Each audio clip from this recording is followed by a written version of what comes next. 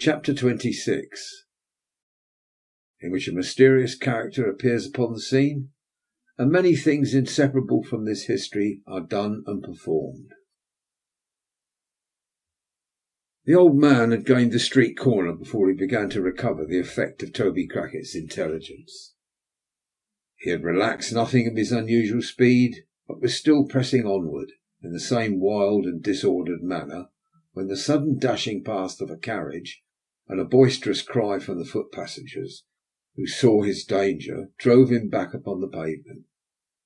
Avoiding as much as was possible all the main streets, and skulking only through the byways and alleys, he at length emerged on Snow Hill. Here he walked even faster than before, nor did he linger until he had again turned into a court, when, as if conscious that he was now in his proper element, he fell into his usual shuffling pace, and seemed to breathe more freely.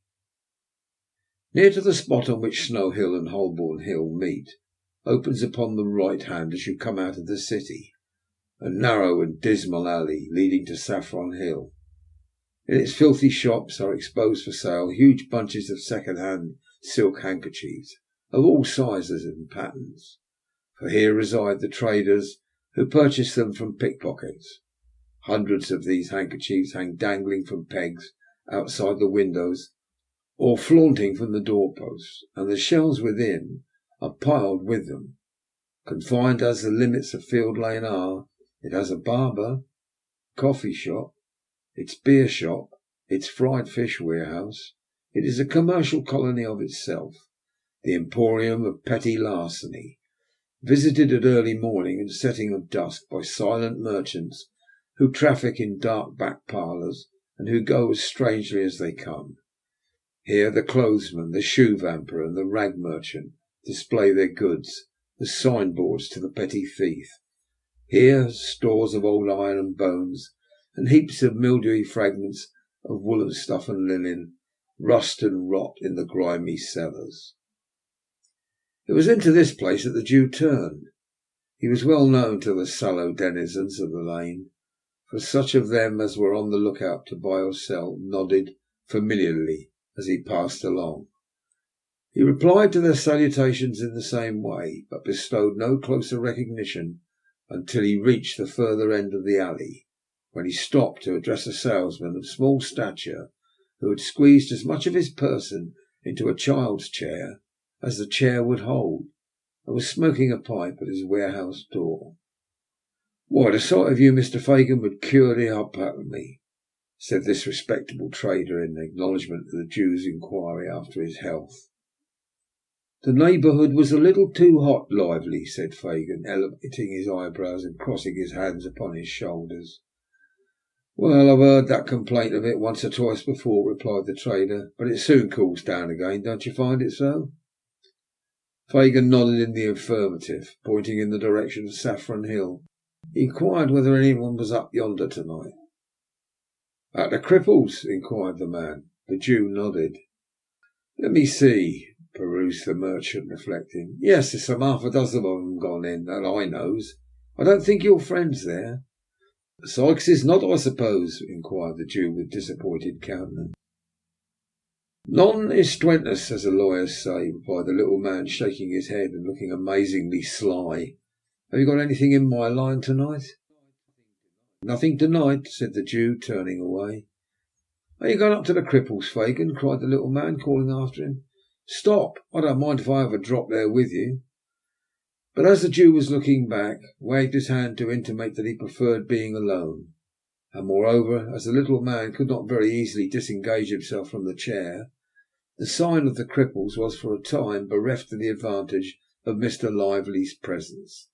By the time he had got upon his legs, the Jew had disappeared, so Mr. Lively, after ineffectually standing on tiptoe in the hope of catching sight of him, again forced himself into the little chair, and exchanging a shake of the head with a lady in the opposite shop, in which doubt and mistrust were plainly mingled, resumed his pipe with a grave demeanour. The Three Cripples, or rather the Cripples, which was the sign by which the establishment was familiarly known to its patrons, was the public house in which Mr. Sikes and his dog have already figured.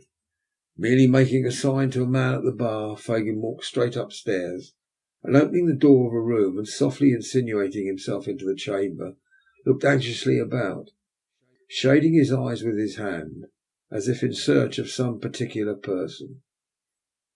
The room was illuminated by two gaslights, the glare of which was prevented by the barred shutters and closely drawn curtains of faded red from being visible outside. The ceiling was blackened to prevent its colour from being injured by the flaring of the lamps, and the place was so full of dense tobacco smoke that at first it was scarcely possible to discern anything more. By degrees, however, as some of it cleared away through the open door, an assemblage of heads as confused as the noises that greeted the ear might be made out as the eye grew more accustomed to the scene. The spectator gradually became aware of the presence of a numerous company, male and female, crowded round a long table at the upper end of which sat a chairman with a hammer of office in his hand, while a professional gentleman with a bluish nose and his face tied up for the benefit of a toothache presided at a jingling piano in a remote corner. As Fagin stepped softly in, the professional gentleman running over the keys by way of a prelude occasioned a general cry of order for a song, which having subsided, a young lady proceeded to entertain the company with a ballad in 4 verses, between each of which the accompanist played the melody all through, as loud as he could. When this was over, the chairman gave a sentiment, after which the professional gentleman on the chairman's right and left volunteered a duet and sang it with great applause. It was curious to observe some faces which stood out prominently from among the group.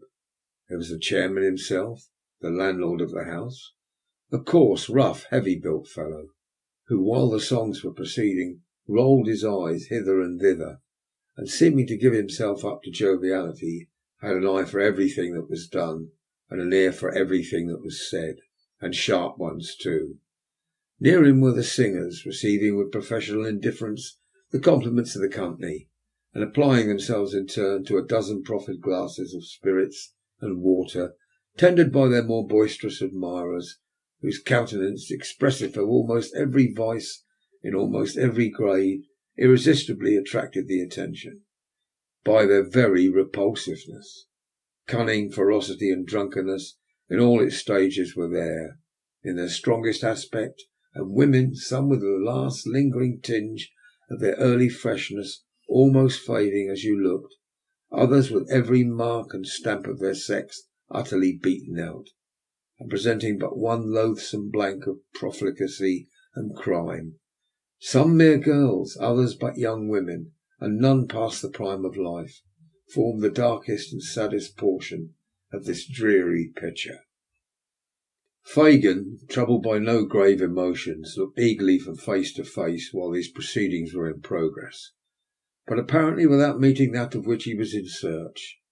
Succeeding at length in catching the eye of the man who occupied the chair, he beckoned to him slightly and left the room as quietly as he had entered it.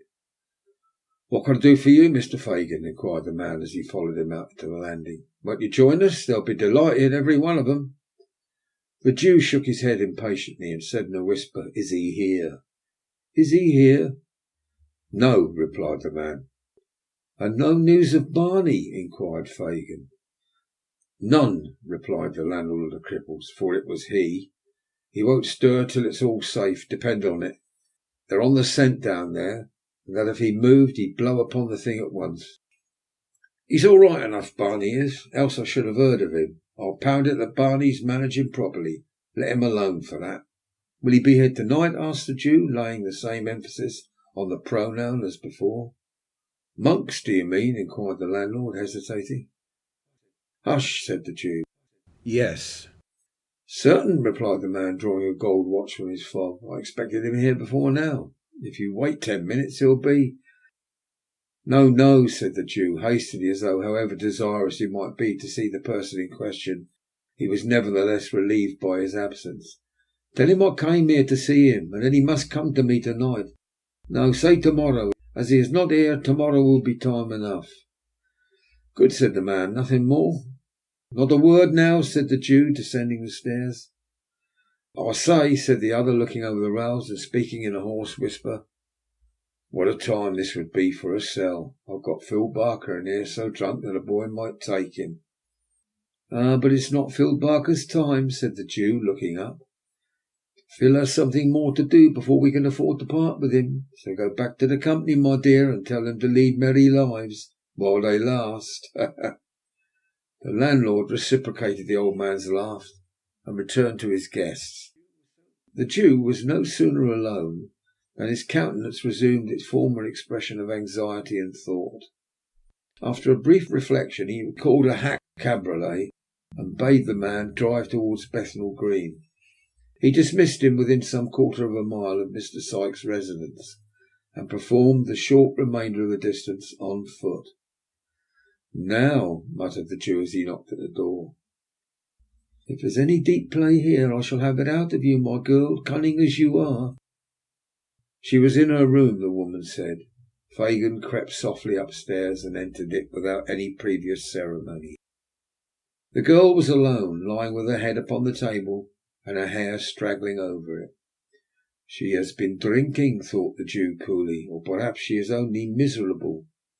The old man turned to close the door. As he made this reflection, the noise thus occasioned roused the girl. She eyed his crafty face narrowly as she inquired to his recital of Toby Crackett's story. When it was concluded she sank into her former attitude, but spoke not a word. She pushed the candle impatiently away once or twice as she feverishly changed her position, shuffled her feet upon the ground, but this was all. During the silence the Jew looked restlessly about the room, as if to assure himself that there were no appearances of Sikes having covertly returned. Apparently satisfied with his inspection, he coughed twice or thrice, and made as many efforts to open a conversation. But the girl heeded him no more than if he had been made of stone. At length he made another attempt, and rubbing his hands together, said in his most conciliatory tone, "And where should you think Bill is now, my dear?" The girl moaned out some half intelligible reply that she could not tell, and seemed from the smothered noise that escaped her to be crying. "And the boy too," said the Jew, straining his eyes to catch a glimpse of her face. "Poor little child, left in the ditch, Nance. Only think." "The child," said the girl, suddenly looking up, "is better where he is than among us, and if no harm comes to Bill from it, I hope he lies dead in the ditch, and that his young bones may rot there." "What?" cried the Jew in amazement. "Why, I do," returned the girl, meeting his gaze. "I shall be glad to have him away from my eyes, and to know that the worst is over. I can't bear to have him about me. The sight of him turns me against myself and all of you." "Phew!" said the Jew scornfully. "You're drunk." "Am I?" cried the girl bitterly. "It's no fault of yours if I am not. You never had me anything else if you had your will, except now. The humour doesn't suit you, doesn't it?" "No," replied the Jew furiously, "it does not." "Change it then," responded the girl with a laugh. "Change it!" exclaimed the Jew, exasperated beyond all bounds by his companion's unexpected obstinacy and the vexation of the night. "I will change it. Listen to me, you drab. Listen to me, who with 6 words can strangle Sikes as surely as if I had his bull's throat between my fingers now. If he comes back and leaves the boy behind him, if he gets off free and dead or alive, fails to restore him to me, murder him yourself if you would have him escape Jack Ketch, and do it at the moment he sets foot in this room, or mind me, it will be too late." "What's all this?" cried the girl involuntarily. "What is it?" pursued Fagin, mad with rage. "When the boy's worth hundreds of pounds to me, am I to lose what chance threw me in the way of getting safely through the whims of a drunken gang that I could whistle away the lives of? And me bound to born a devil that only wants the will and has the power to Panting for breath, the old man stammered for a word, but that instant checked the torrent in his wrath, and changed his whole demeanour. A moment before his clenched hands grasped the air, his eyes had dilated, and his face grown livid with passion, but now he shrunk into a chair, and cowering together, trembled with the apprehension of having himself disclosed some hidden villainy.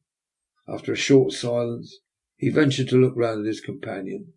He appeared somewhat reassured on beholding her in the same listless attitude from which he had first roused her. "Nancy, dear," croaked the Jew in his usual voice, "do you mind me, my dear?" "Don't worry me now, Fagin," replied the girl, raising her head languidly. "If Bill was not done it this time, he will another. He's done many a good job for you, and will do many more when he can. And when he can't, he won't. So no more about that."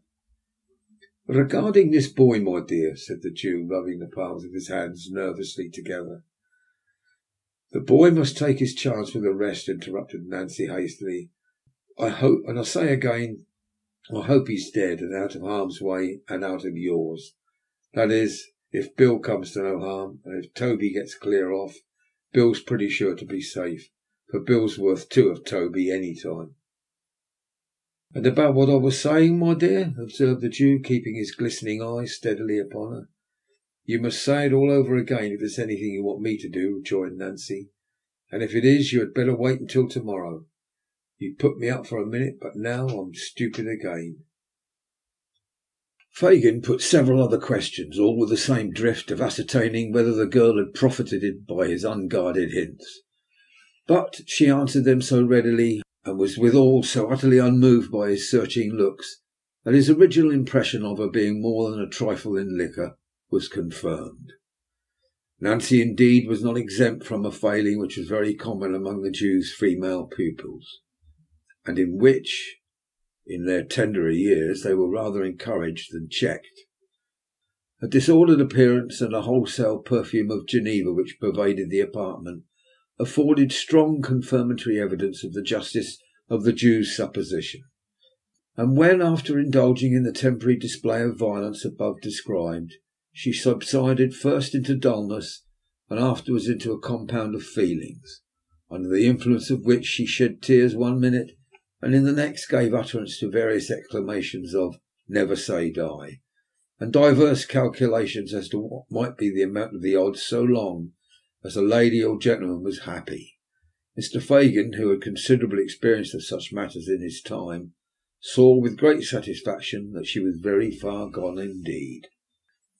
Having eased his mind by this discovery, and having accomplished his twofold object of imparting to the girl what he had that night heard, and of ascertaining with his own eyes that Sikes had not returned, Mr. Fagin again turned his face homeward, leaving his young friend asleep with her head upon the table.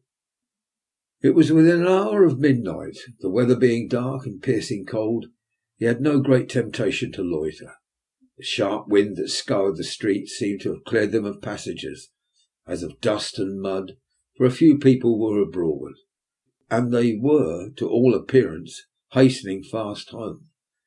It blew from the right quarter for the Jew, however, and straight before it he went, trembling and shivering as every fresh gust drove him rudely on his way. He had reached the corner of his own street, and was already fumbling in his pocket for the door key, when a dark figure emerged from a projecting entrance which lay in deep shadow, and crossing the road, glided up to him unperceived.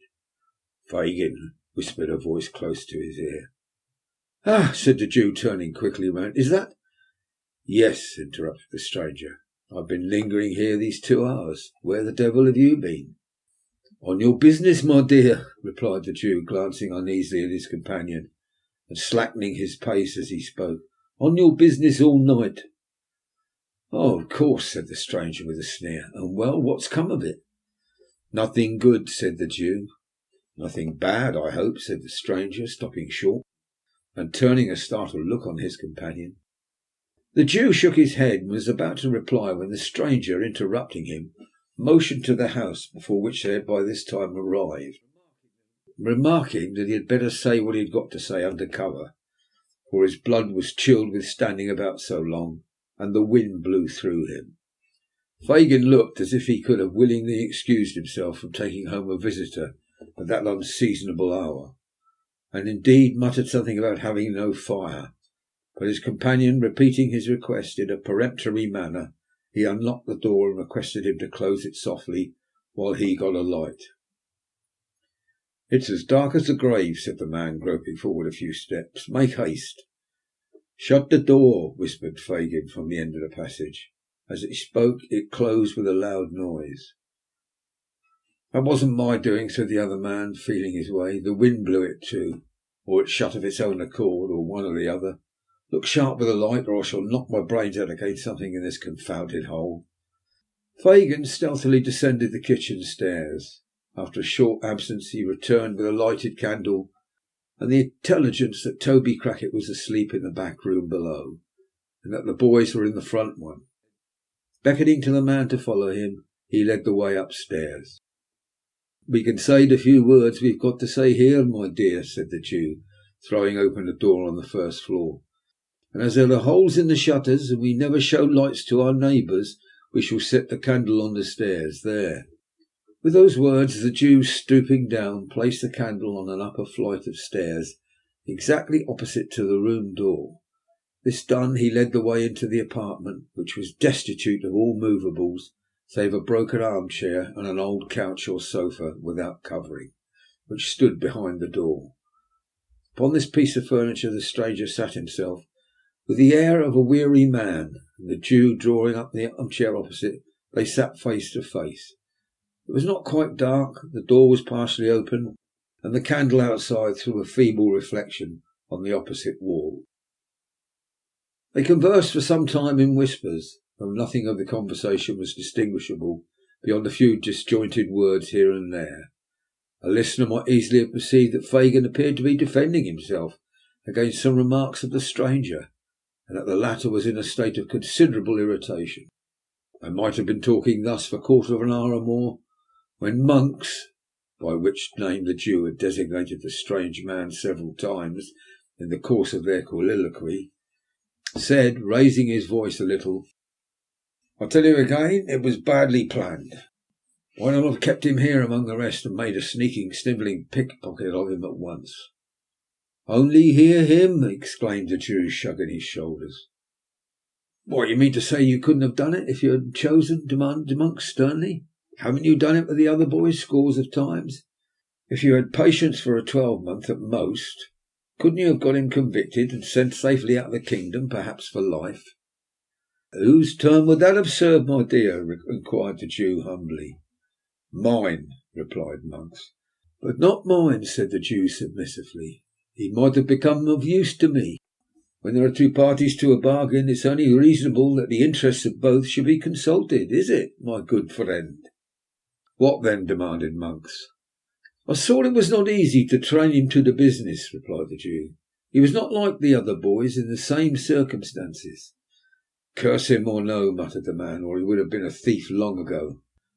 "I have no hold upon him to make him worse," pursued the Jew, anxiously watching the countenance of his companion. "His hand was not in. I had nothing to frighten him with, which we always must have at the beginning, or we labour in vain. What could I do? Send him out with the Dodger and Charlie? We had enough of that at first, my dear. I trembled for us all." "That was not my doing," observed Monks. "No, no, my dear," renewed the Jew. "I don't quarrel with it now, because if it had never happened you might never have clapped eyes on the boy to notice him, and so led to the discovery that it was him you were looking for. Well, I got him back for you by means of the girl, and then she begins to favour him." "Throttle the girl," said Monks impatiently. "Well, we can't afford to do that now, my dear," replied the Jew, smiling. "And besides, that sort of thing is not in our way, or one of these days I might be glad to have it done. I know what these girls are, Monks. Well, as soon as the boy begins to harden, she'll care no more for him than for a block of wood. If you want him made a thief, if he is alive, I can make him one from this time. And if, said the Jew, drawing nearer to the other, it's not likely, mind, but the worst comes to the worst, and he is dead." "It's no fault of mine if he is," interposed the other man with a look of terror, and clasping the Jew's arm with trembling hands. "Mind that, Fagin, I had no hand in it. Anything but his death. I told you from the first. I won't shed blood. It's always found out, and haunts a man besides. If they shot him dead, I was not the cause. Do you hear me? Fire this eternal den. What's that?" "What?" cried the Jew, grasping the coward round the body with both arms as he sprung to his feet. "Where?" "Yonder," replied the man, glaring at the opposite wall. I saw the shadow of a woman in a cloak and a bonnet pass along the wainscot like a breath." The Jew released his hold and they rushed tumultuously from the room. The candle, wasted by the draught, was standing where it had been placed. It showed them only an empty staircase and their own white faces. They listened intently. A profound silence reigned throughout the house. "It's your fancy," said the Jew, taking up the light and turning to his companion. "I swear I saw it," replied Monks, trembling. "It was bending forward when I saw it first, and when I spoke it darted away." The Jew glanced contemptuously at the pale face of his associate, and telling him he could follow if he pleased, ascended the stairs. They looked into all the rooms. They were cold, bare and empty. They descended into the passage and thence into the cellars below. The green damp hung upon the low walls. The tracks of the snail and the slug glistened in the light of the candle, but it was as still as death. "What do you think now?" said the Jew when they had regained the passage. "Besides ourselves, there's not a creature in the house except Toby and the boys, and they're safe enough. See here." As proof of the fact, the Jew drew forth 2 keys from his pocket and explained that when he first went downstairs he had locked them in to prevent any intrusion on the conference. The accumulated testimony effectually staggered Mr. Monk. His protestations had gradually become less and less vehement as they proceeded in their search without making any discovery, and now he gave vent to several grim laughs and confessed it could only have been his excited imagination. He declined any renewal of the conversation, however, for that night, suddenly remembering that it was past 1 o'clock, and so the amiable couple parted.